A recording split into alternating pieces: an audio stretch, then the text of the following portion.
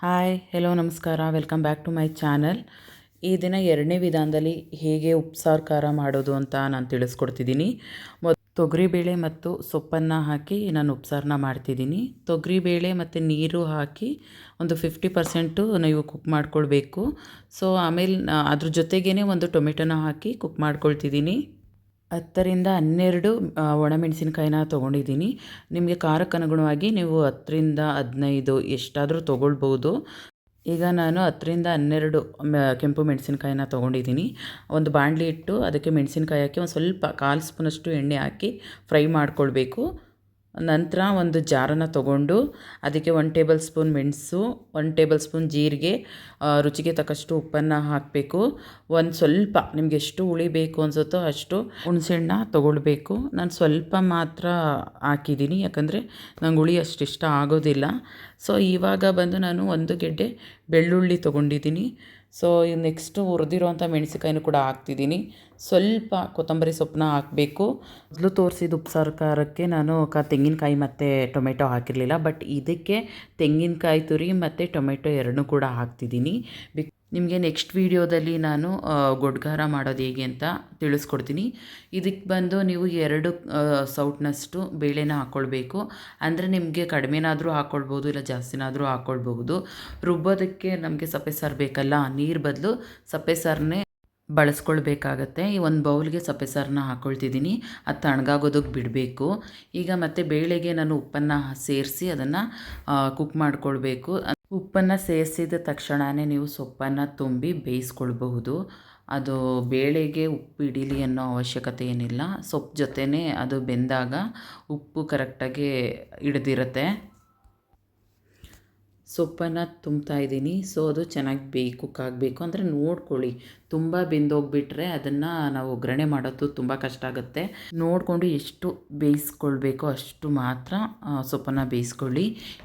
ಇದಕ್ಕೆ ನಾನು ಸಪ್ಪೆ ಸಾರನ್ನು ಸೇರಿಸಿ ಈಗ ರುಬ್ಕೊಳ್ತಾ ಇದ್ದೀನಿ. ಅಂದರೆ ನೋಡಿಕೊಂಡು ನಿಮಗೆ ದಪ್ಪ ದಪ್ಪನೇ ಇರಲ್ಲ ಅಥವಾ ನೈಸಾಗಿ ರುಬ್ಕೊಳ್ಬೇಕಾ ನೋಡ್ಕೊಂಡು ರುಬ್ಕೊಳ್ಬೇಕಾಗತ್ತೆ. ಮೊದಲನೇ ವಿಧಾನದಲ್ಲಿ ಮಾಡಿದಂತಹ ಉಪ್ಸಾರು ಖಾರಕ್ಕೆ ನಾನು ಟೊಮೆಟೊ ತೆಂಗಿನಕಾಯಿ ಸೇರಿಸಿರಲಿಲ್ಲ, ಬಟ್ ಅದಕ್ಕೆ ಹಾಕೋದಿಲ್ಲ.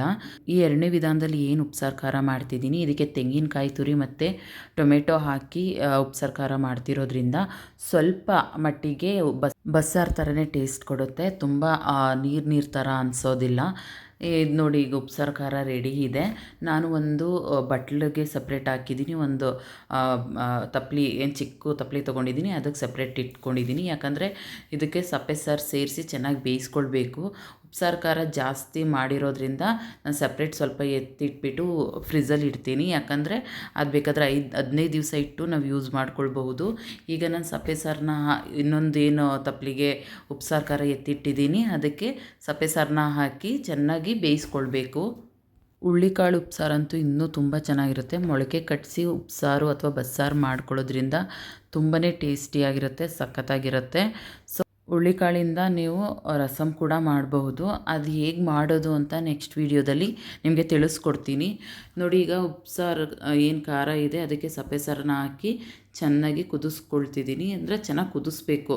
ಎಷ್ಟು ಕುದಿಸ್ತೀವೋ ಅಷ್ಟು ರುಚಿಯಾಗಿರುತ್ತೆ, ತುಂಬಾ ಚೆನ್ನಾಗಿರುತ್ತೆ. ಈಗ ನಾನು ಇದನ್ನು ಚೆನ್ನಾಗಿ ಕುದಿಸ್ಕೊಳ್ತಿದ್ದೀನಿ. ನೋಡಿ, ನಿಮಗೆ ಗೊತ್ತಾಗ್ತದೆ ಚೆನ್ನಾಗಿ ಕುದೀತಾ ಇದೆ. ಇದಕ್ಕೆ ನಾನು ಕಂಪ್ಲೀಟಾಗಿ ಸಪ್ಪೆ ಸಾರನ್ನ ಹಾಕಿಲ್ಲ, ಸ್ವಲ್ಪ ತೆಗೆದಿಟ್ಟಿದ್ದೀನಿ. ಇವಾಗ ನಾನು ಸೊಪ್ಪು ಬೇಳೆನ ಒಗ್ಗರಣೆ ಮಾಡ್ಕೊಳ್ತಿದ್ದೀನಿ. ಅಂದರೆ ಅದಕ್ಕೆ ಒಂದು ಬಾಣಲಿ ಇಟ್ಟು ಸ್ವಲ್ಪ ಎಣ್ಣೆ, ಎಷ್ಟು ಬೇಕೋ ಅಷ್ಟು ಎಣ್ಣೆನ ಸೇರಿಸ್ತಿದ್ದೀನಿ. ಸ್ವಲ್ಪ ಸಾಸಿವೆನೂ ಕೂಡ ಹಾಕ್ತಿದ್ದೀನಿ. ನೋಡಿಕೊಂಡು ನೀವು ಸಾಸಿವೆನ ಸೇರಿಸ್ಬೇಕಾಗತ್ತೆ. ಈಗ ಒಣಮೆಣಸಿನ್ಕಾಯಿ ಮತ್ತು ಕರಿಬೇವನ್ನು ಕೂಡ ಸೇರಿಸ್ತಿದ್ದೀನಿ. ಈ ಥರ ಚೆನ್ನಾಗಿ ನೀವು ಫ್ರೈ ಮಾಡ್ಕೊಳ್ಬೇಕು. ಫ್ರೈ ಆದ ನಂತರ ಈರುಳ್ಳಿಯನ್ನು ಕೂಡ ನಾನು ಸೇರಿಸ್ತಿದ್ದೀನಿ. ಅದನ್ನು ಕೂಡ ಗೋಲ್ಡನ್ ಬ್ರೌನ್ ಬರೋವರೆಗೂ ಹುರಿದ್ಕೊಳ್ಬೇಕು. ನೋಡಿ, ಈ ಥರ ಚೆನ್ನಾಗಿ ಹುರ್ಕೊಳ್ಬೇಕಾಗತ್ತೆ. ಸೊಪ್ಪು ಬೇಳೆ ಒಗ್ಗರಣೆ ಮಾಡೋದಕ್ಕೆ ಏನೇನು ಸಾಮಗ್ರಿಗಳು ಬೇಕು, ಹೇಗೆ ಒಗ್ಗರಣೆ ಮಾಡೋದು ಅಂತ ನಿಮ್ಗೆ ಆಗಲೇ ಮೊದಲನೇ ವೀಡಿಯೋದಲ್ಲೇ ತಿಳಿಸ್ಕೊಟ್ಟಿದ್ದೀನಿ. ಇವಾಗ ಚೆನ್ನಾಗಿ ಈರುಳ್ಳಿಯನ್ನು ಫ್ರೈ ಮಾಡ್ಕೊಳ್ಬೇಕು. ಅದಕ್ಕೆ ಸ್ವಲ್ಪ ಉಪ್ಪನ್ನು ಸೇರಿಸಿದ್ರೆ ಬೇಗನೆ ಅದು ಕುಕ್ ಆಗುತ್ತೆ. ಅದರಿಂದ ನೀವು ಸ್ವಲ್ಪ ಉಪ್ಪನ್ನು ಸೇರಿಸ್ಬಿಟ್ಟು ಫ್ರೈ ಮಾಡ್ಕೊಳ್ಬೇಕು. ಜೊತೆಗೆ ಕಾಯಿನೂ ಕೂಡ ನಾನು ಸೇರಿಸ್ತಿದ್ದೀನಿ, ಅದನ್ನು ಕೂಡ ಫ್ರೈ ಮಾಡ್ಕೊಳ್ಬೇಕಾಗತ್ತೆ. ಈಗ ಸೊಪ್ಪು ಬೇಳೆಯನ್ನು ಸೇರಿಸಿ ಚೆನ್ನಾಗಿ ಮಿಕ್ಸ್ ಮಾಡ್ಕೊಳ್ಬೇಕು. ಈ ಥರ ಸೊಪ್ಪು ಬೇಳೆನ ಒಗ್ಗರಣೆ ಮಾಡ್ಕೊಂಡು ತಿನ್ನೋದ್ರಿಂದ ತುಂಬಾ ರುಚಿಯಾಗಿರುತ್ತೆ. ನನಗೆ ಈ ಥರ ಮಾಡ್ಕೊಂಡು ತಿನ್ನೋದು ತುಂಬ ಇಷ್ಟ. ನೋಡಿದ್ರಲ್ಲ, ಎರಡನೇ ವಿಧಾನದಲ್ಲಿ ಉಪ್ಸಾರು ಖಾರ ಮಾಡೋದು ಹೇಗೆ ಅಂತ ನೀವು ತಿಳ್ಕೊಂಡ್ರಲ್ಲ. ಈ ವಿಡಿಯೋ ನಿಮಗೆ ಇಷ್ಟ ಆಗಿದೆ ಅಂತ ಅಂದ್ಕೊಂಡಿದ್ದೀನಿ. ನೆಕ್ಸ್ಟ್ ವೀಡಿಯೋದಲ್ಲಿ ಗುಡ್ಗಾರ ಮಾಡೋದು ಹೇಗೆ ಅಂತ ತಿಳಿಸ್ಕೊಡ್ತೀನಿ. Thank you so much for watching. Thank you.